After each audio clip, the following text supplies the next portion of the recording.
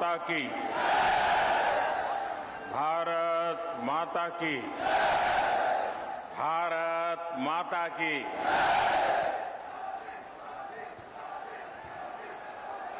बुंदेलखंड की जहां वेद व्यास की जन्मस्थली और हमारी बाईसा महारानी लक्ष्मीबाई जी की जहां धरती पे हमें बैर बैर बीरा आबे को अवसर मिलो, हमें बहुत ही प्रसन्नता। नमस्कार। उत्तर प्रदेश के लोकप्रिय मुख्यमंत्री योगी आदित्यनाथ जी, यूपी के उप मुख्यमंत्री श्री केशव प्रसाद मौर्य जी, उप मुख्यमंत्री श्री ब्रजेश पाठक जी, केंद्रीय मंत्रिमंडल के मेरे सहयोगी और इसी क्षेत्र के वासी श्री भानु प्रताप सिंह जी, यूपी सरकार के मंत्रीगण, सांसदगण, विधायकगण, अन्य जनप्रतिनिधि और बुंदेलखंड के मेरे प्यारे बहनों और भाइयों, यूपी के लोगों को, बुंदेलखंड के सभी बहनों भाइयों को आधुनिक बुंदेलखंड एक्सप्रेसवे, इसके लिए बहुत बहुत बधाई, बहुत बहुत शुभकामनाएं। ये एक्सप्रेसवे बुंदेलखंड की गौरवशाली परंपरा को समर्पित है। जिस धरती ने अनगिनत शूरवीर पैदा किए, जहां के खून में भारत भक्ति बहती है, जहां के बेटे बेटियों के पराक्रम और परिश्रम ने हमेशा देश का नाम रोशन किया है, उस बुंदेलखंड की धरती को आज एक्सप्रेस वे का ये उपहार देते हुए उत्तर प्रदेश के सांसद के नाते, उत्तर प्रदेश के जनप्रतिनिधि के नाते मुझे विशेष खुशी मिल रही है। भाइयों और बहनों,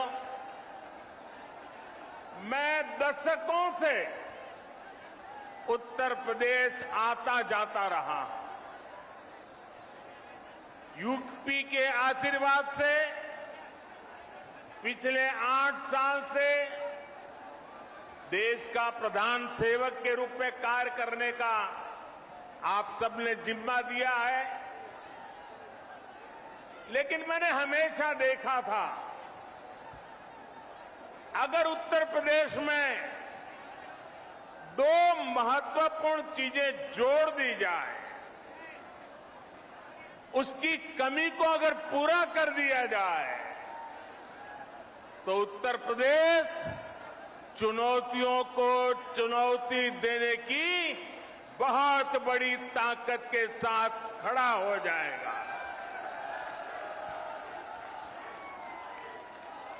पहला मुद्दा था यहां की खराब कानून व्यवस्था। जब मैं पहले की बात कर रहा हूं, क्या हाल था आप जानते हैं। और दूसरी हालत थी हर प्रकार से खराब कनेक्टिविटी। आज उत्तर प्रदेश के लोगों ने मिलकर योगी आदित्यनाथ जी के नेतृत्व में उत्तर प्रदेश की पूरी तस्वीर बदल दी है।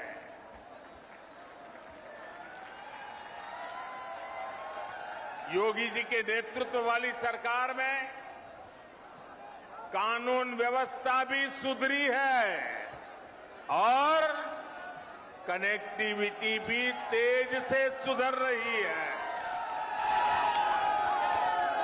आजादी के बाद के 7 दशकों में यूपी में यातायात के आधुनिक साधनों के लिए जितना काम हुआ उससे ज्यादा काम आज हो रहा है। मैं आपसे पूछ रहा हूं, हो रहा है कि नहीं हो रहा है? हो रहा है कि नहीं हो रहा है? आंखों के सामने दिख रहा है कि नहीं दिख रहा है? बुंदेलखंड एक्सप्रेसवे से चित्रकूट से दिल्ली की दूरी करीब करीब 3-4 घंटे कम हुई है, लेकिन इसका लाभ इससे भी कई गुना ज्यादा है।